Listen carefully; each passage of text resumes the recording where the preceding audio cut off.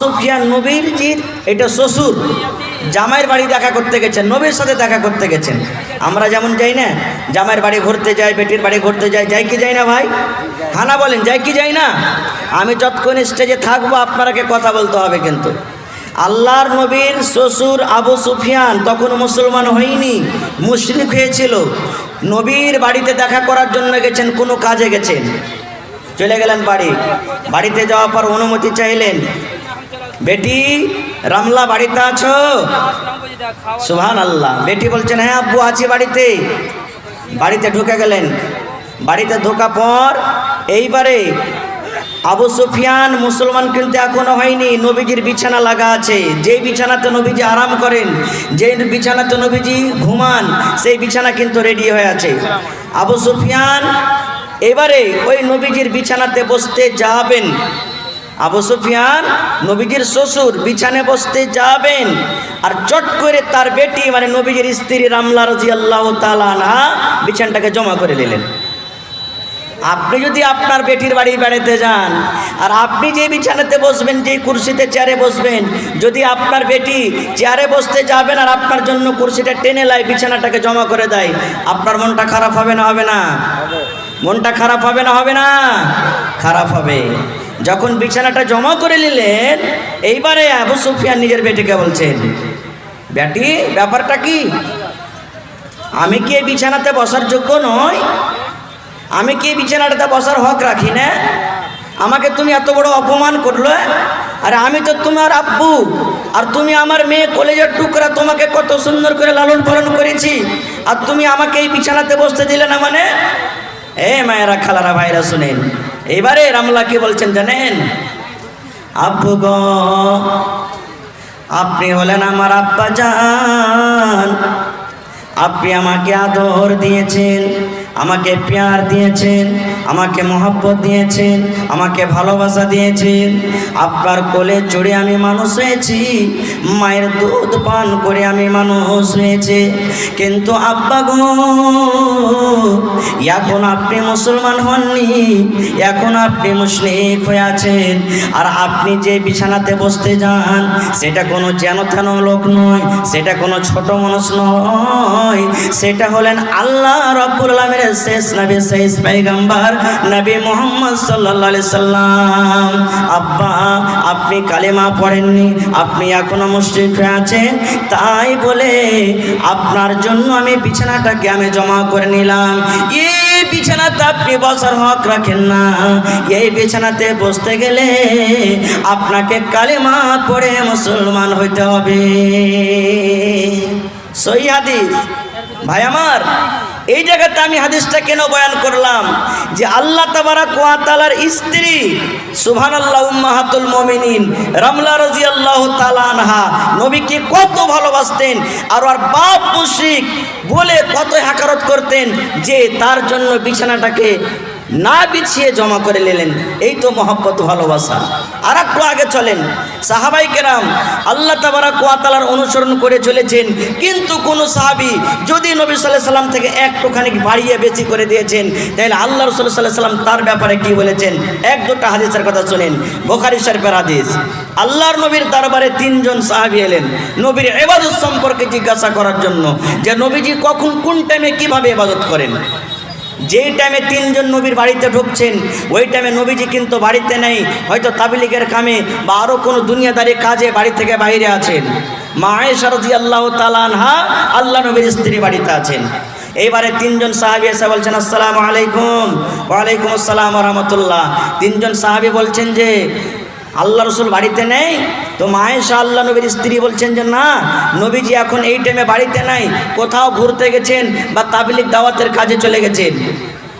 তো মা আয়েশা বলছেন যে কি ব্যাপার, কি কাজ আছে তোমাদের, বলো। তো তিনজন সাহাবী বলছেন যে একটু নবীর ইবাদত সম্পর্কে আমরা জানতে এসেছিলাম, যে নবীজি কোন টাইমে কোন সময়তে ইবাদত করছেন, ওইভাবে আমরাও করব।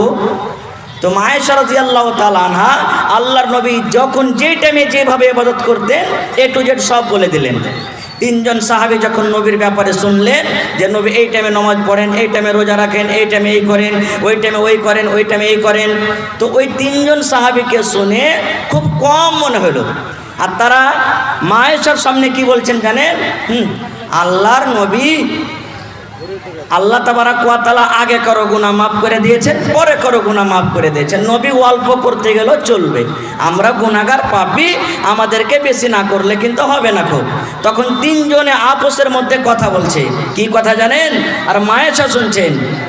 তিনজনের মধ্যে একজন সাহাবী কসম খেয়ে বলছে, ও আমার ভাইরা শুনে নিন, তিনজনের মধ্যে একজন কসম খেয়ে বলছেন, আল্লাহর কসম করে বলি, আমি জীবনে কোনোদিন রাতের বেলাতে আমি ঘুমাবো না, রাতের বেলাতে সারা জীবন তাহাজ্জুদের নামাজ পড়ে পড়ে আমি নিজের জীবনটাকে কাটিয়ে দেব। একজন কসম খেয়ে নিলেন। আর একজন কসম খেয়ে বলছেন, আমি আল্লাহর কসম করে বলি ভাই রে, আমি জীবনে কোনোদিন রোজা ছাড়বো না, আমি 1 মাস রমজান মাসে রোজা রাখবো, 1 মাস রমজানের পর আরো যে 11 মাস মধ্যখানে আছে আমি নফল রোজা চালিয়ে যাব, নফল রোজা চালিয়ে যাব, জীবনে কোনোদিন আমি রোজা ছাড়বো না, আমি 12 মাস রোজা চালিয়ে যাব, রোজা চালিয়ে যাব। আর একজন বলছেন, আমি আল্লাহর কসম করে বলি, আমি জীবনে কোনোদিন বিয়ে করব না, আমি কোনোদিন কোনো মেয়েকে বিয়ে করব না, আমি কুঁয়ারা হয়ে নিজের জীবনটাকে কাটবো। কারণ যদি আমি বিয়ে করি আমার সংসার বেড়ে যাবে, আমার ছেলে হবে, আমার মেয়ে হবে, ওই ছেলের জন্য আমাকে খাটতে যেতে হবে, ওই মেয়ের জন্য আমাকে খাটতে যেতে হবে। আমি দুনিয়ার ঝামেলাতে আমি পড়তে চাই না, আমি জীবনে কোনোদিন বিয়ে করব না, জীবনে কোনোদিন বিয়ে করব না, আমি কুঁয়ারা হয়ে নিজের জীবনটাকে সারা জীবন আমি কাটিয়ে দেব। কয়জন কসম খাইলেন? একজন জীবনে কোনোদিন রোজা ছাড়বো না, একজন কসম খাইছেন জীবনে কোনোদিন রাতে ঘুমাবো না, সারা জীবন তাহাজ্জুদের নামাজ পড়বো। আর একজন কসম খেলেন কি, আমি কোনোদিন জীবনে বিয়ে করব না। খুব সুবহানাল্লাহ। এবার তিনজনে কথাবার্তা বলে হাঁটতে শুরু করেছেন বাড়ির দিকে। ইতিমধ্যে নবীজি বাড়িতে ঢুকছেন। বাড়িতে ঢোকার পর মায়েশা রাদিয়াল্লাহু তাআলা আনহা আল্লাহ রাসূলের স্ত্রী তখন বলছেন, নবীজি আর কি জানেন আপনি? তো রাসূল বলছেন, কি হয়েছে? বলছে, এই যে দেখেন তিনজন সাহাবী, ওরা এরকম এরকম কথা বলে গেল, তিনজনে 3 প্রকারের কথা বলে গেল, আপনার ইবাদত সম্পর্কে জানতে এসেছিল। আমি বললাম তো ওরাকে অল্প মনে হলো, কম মনে হলো, তাই বলে ওরা এরকম এরকম কসম খেয়ে গেল। এবার রাসূল তখন পিছনে গিয়ে বলছেন, এই আমার সাহাবীরা, এই শোনো, দাঁড়াও দাঁড়াও। এবার দাঁড়িয়ে গেলেন। রে আমার মায়েরা, খালারা, ভাইয়েরা শুনেন, তাদের তিনজনের কথা শুনে আমার নবীর চোখ দুটা লাল হয়ে গেল, এমন ভাবে লাল হয়ে গেল বন্ধুরে, রাগে গোসাতে নবী আমার রেগে গেলেন। তারপরে রাসূল তিনজনকে বলছেন, রে আমার সাহাবীরা, তোমরা কে তিনজনে এরকম ভাবে কসম খেয়েছো যে জীবনে কোনোদিন রোজা ছাড়বো না, জীবনে কোনোদিন রাতের বেলাতে ঘুমাবো না, তাহাজ্জুদ নামাজ পড়ে আমরা রাত কাটাবো। আর একজনা কসম খেয়েছো জীবনে কোনোদিন বিয়ে করবো না, এরকম কথা নাকি তোমরা বলেছো? তিনজন সাহাবী বলছেন, ইয়া রাসূলুল্লাহ, ইয়া হাবিবাল্লাহ, আল্লাহর নবী গো, আমরা আপসের মধ্যে আপনার ইবাদত সম্পর্কে জেনে আমরা ঠিকই তিনজন বলেছি। দয়ার রাসূল বললেন, সাহাবীরে, আমি আল্লাহর নবী, আমি আল্লাহর রাসূল, আল্লাহকে যতক্ষণে দেখে আমি ভয় করি বাবারে, আল্লাহকে দেখে যতক্ষণে ডর হয়, তোমরা অতক্ষণে ডরাও না, তোমরা অতক্ষণে ভয় করতে পারো না। আমি নবী তোমাদেরকে বলি, আমি আল্লাহর রাসূল, আমি আল্লাহর হাবিব, তোমরা বলছো আমি বিয়ে করব না, বিয়ে করব না। ওরে আমার সাহাবী, তোমরা শুনে নাও, আমি নবী, আমার 11টা স্ত্রী বাড়িতে, একের পরে এক 11 জন আমার স্ত্রী বাড়িতে আছেন। আমি নবী, আমি কখনো রাতের বেলাতে তাহাজ্জুদের নামাজ আমি পড়ি, আর কখনো কখনো আমি রাতের বেলাতে আমি বিবির কাজে যাই, আমি বিবির হকটা আদায় করে বিবির সাথে আমি মজা করে, বিবির সাথে আমি গল্প করে, বিবির সাথে আমি আনন্দিত করি। রে আমার সাহাবী শুনে নাও, আমি আল্লাহর নবী, আমি কখনো কখনো মাঝে মাঝে আমি নফল রোজা রাখি, আর কখনো কখনো আমি রোজারে ছেড়ে দিই। আল্লাহ রাসূল বললেন, সাহাবীরে, যদি তোমরা আমার উম্মত হও আর আমার কথা মতো আমার তারিখা মতো জীবনটা না কাটো, রাসূল 1400 বছর আগে এলান করে দিলেন, সাহাবীরে, ফামান রাগিবা আন সুন্নতি ফালাইসা মিন্নি। আমি নবী যতটুক করতে বলেছি, আমি নবী যা করতে বলেছি ততটুক যদি তোমরা করো তাহলে আমার উম্মত হয়ে থাকবে।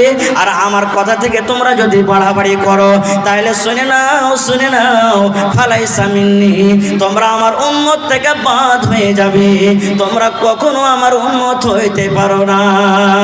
নারে তাকবীর।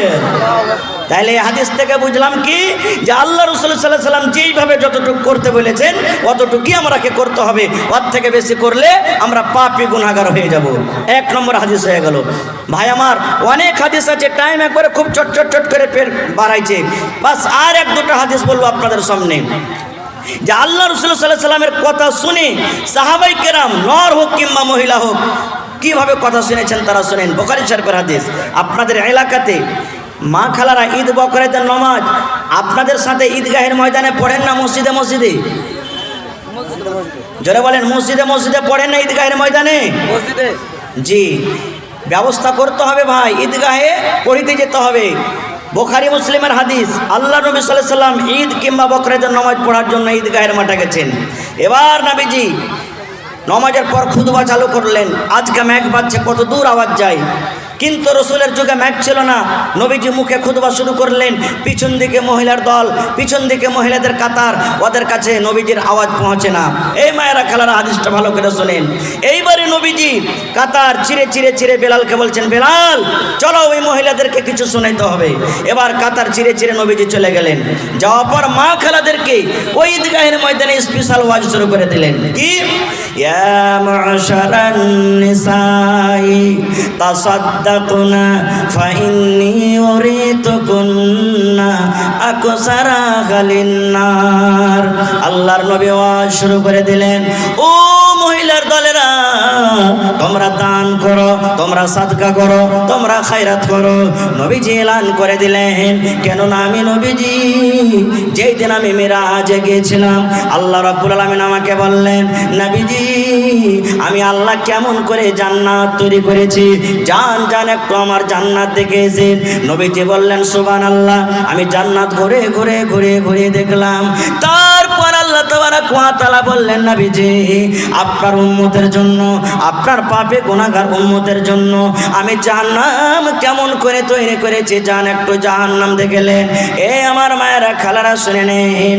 দয়ার নবী বলেন, আমি জাহান্নাম দেখতে গেলাম, জাহান্নামে যেমন নজর করলাম, ওরে সুবহানাল্লাহ, জাহান্নামের মধ্যে দেখলাম শুধু মহিলা আর মহিলা, নারী আর নারী জাহান্নামে পড়ে কাঁদছে আর কত চিৎকার করছে, আল্লাহ বাঁচাও, আল্লাহ বাঁচাও, মা মরে গেলাম। আল্লাহ এরকম কষ্ট আর সহ্য হয় না। মহিলাদেরকে নবীজি বললেন, মহিলারে আমি তোমাদেরকে জাহান্নামের আগুনে বেছে করে দেখলাম। তাই রাসূল বললেন, তোমরা দান করো, তোমরা সাদকা করো, তোমরা খায়রাত করো। তোমরা যদি দান করো রে মহিলা, আল্লাহ তাবারাক ওয়া তাআলা তোমাদেরকে জাহান্নামের আগুন থেকে বাঁচিয়ে নেবেন। ঈদগাহের ময়দানে ওয়াজ শুরু করলেন, মহিলা তোমরা দান করো, তোমাদেরকে জাহান্নামের আগুনে দেখলাম। এই ওয়াজটা শোনা পর ওয়াবে মা ইয়া রাসূলুল্লাহ, মহিলারা প্রশ্ন করে দিলেন, ইয়া রাসূলুল্লাহ, আল্লাহর নবী গো, আপনি বললেন মহিলা তোমরা দান করো, তোমরা সাদকা করো, কারণ তোমাদেরকে জাহান্নামের আগুনে আমি দেখলাম। আল্লাহ নবী গো একটু দয়া করে বলেন, মহিলারা কোন এমন পাপ করে, মহিলারা কোন এমন গুনাহ করে, মহিলা দ্বারাতে কোন এমন ভুল হয়ে যায় গো দয়ার নবী? সেই গুনার কারণে, পাপের কারণে রব্বুল আমিন জাহান্নামে তারাকে দিয়েছেন। সেই জাহান্নামের আগুনে পড়ে কান্দে। নবী গো মহিলারা কোন এমন পাপ করে, গুনাহ করে? দয়ার রাসূল বলেন, মহিলা মাত্র তোমাদের দ্বারাতে দুটা করে গুনাহ হয়ে যায়, মাত্র তোমাদের দ্বারাতে দুটা করে ভুল হয়ে যায়। সেই দুটা কবিরা গুনার কারণে আমি নবী দেখলাম তোমরা জাহান্নামের আগুনে পুড়ে পুড়ে কান্দো। এক নম্বর গুনাহ রাসূল বললেন তুকসুরুনাল্লাহ আনা, মা খালারা বেছে বেছে করে লানতান করে।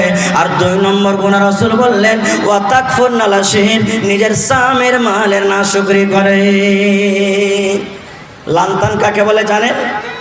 লানতান বলে এই যে আমার কোনো মা খালা দাদি নানি, সুবহানাল্লাহ, এই যে আজকে জালসা হয়েছে মনে করলেন, হঠাৎ যদি বৃষ্টি শুরু হয়ে যায় কি বলবেন? লিপাটি লাগা ম্যাগ, এতদিন ম্যাগ ঘন্টা হলো না, আর আজকে এত সুদ কামে নেকির কামে বসতে গিয়ে ম্যাগ দিলে আর যে সব কাদা করে দিলে। এটা হলো কি? লানতান। আমার কোনো মা খালা দাদি নানি হয়তো খেতে বেঁচেছে আর চেরাক জ্বলছে, বাতাস এলো চেরাকটাকে নিমিয়ে দিলে, বাতাসকে গাল দিয়ে দিলে, লিপাটি লাগা বাতাস, এই সময়খানে কি তুই বইতে পেয়েছিলি, আসতে পেরেছিলি, চেরাকটা নিমিয়ে গেল রে। সুবহানাল্লাহ। আল্লাহ রাসূল বলেছেন উম্মত রে লা তাসুবুদ্দাহার, খবরদার তোমরা জামানাকে গালি দিও না। আল্লাহ বলেন আনা দাহরুন, আমি হলাম জামানা। আল্লাহ বলেন বান্দারে আমার বিনা অর্ডারে বিনা আদেশে গাছের একটা পাতা পর্যন্ত হিলে না। তাই আল্লাহ বলেন বান্দা তোমরা যদি মেঘকে গালি দাও আমাকে গালি দাও হলো, তোমরা যদি রোদকে গালি দাও আমাকে গালি দাও হলো, তোমরা যদি বাতাসকে গালি দাও আমাকে গালি দাও হলো, তোমরা যদি গরম ঠান্ডাকে গালি দাও আমাকে গালি দাও হলো। আল্লাহ বলেন খবরদার খবরদার তোমরা জামানাকে গালি দিও না। 1 নম্বর গুনাহ হলো। 2 নম্বর গুনাহ কি করে? ওয়া তাকফুরনাল আশির, নিজের স্বামীর মালের নাশুকরি করে। স্বামীর মালের নাশুকরি কি জানেন? আজ জালসা শুনে বাড়ি যাবেন মনে করেন, আর আপনার স্ত্রী যদি আপনাকে বলে যে আব্দুল্লাহর মা জালসা শুনে যখন বাড়িতে আসবে তখন 1 কেজি জিলেপি গালা নিয়ে আসিও। এবার আপনার হয়তো পকেটে টাকা নাই বা আপনি ভুলে গেছেন, আপনি জিলাপি নিয়ে যাননি বাড়িতে। বাড়িতে যাওয়ার পর যখন আপনার স্ত্রী দেখবে যে বেগে জিলাপি টিলাপি নাই, তখন ও মুখখানটা কিন্তু ভারী করে থাকবে। আর কি বলবে মনে মনে জানেন? মিনসে মুখ পড়া হুলমানকে কোনো কথা বলে আমার জীবনে সুখ শান্তি হয়নি। 1 কিলো জিলাপি আনতে বলেছে, তাই মুখ পড়া আনতে পারেনি। এই দেখেন, এই যে নাশুকরি করে দিলে রে আমার মায়েরা খালারা। সুবহানাল্লাহ। আল্লাহ রাসূলের ওয়াজ শুনে ওই ময়দানে ওরে সুবহানাল্লাহ নবী বললেন দান করো। দান করতে গেলে আল্লাহ তোমাদেরকে জাহান্নামের আগুন থেকে বাঁচিয়ে নেবেন। হযরত বেলাল বলেন আমি তলিয়া বিছিয়ে দিলাম, আমি গামছা বিছিয়ে দিলাম। এবার মহিলারা উঠে উঠে কে গলা থেকে হার খুলে দিয়ে দিলেন, কে নাক থেকে নাকমণি খুলে দিয়ে দিলেন, কে কান থেকে কানের বালি দিয়ে দিলেন, কে হাত থেকে বাজু খুলে দিয়ে দিলেন, কে পা থেকে পায়েল খুলে দিয়ে দিলেন। সুবহানাল্লাহ। যার কাছে টাকা ছিল টাকা দিলেন, যার কাছে টাকা ছিল না গয়না ঘাটে ছিল খুলে খুলে সব আল্লাহর নবীর সামনে দান করে দিলেন। আল্লাহুস সামাদ। এই দেখেন ওয়াজ করতে করতে এক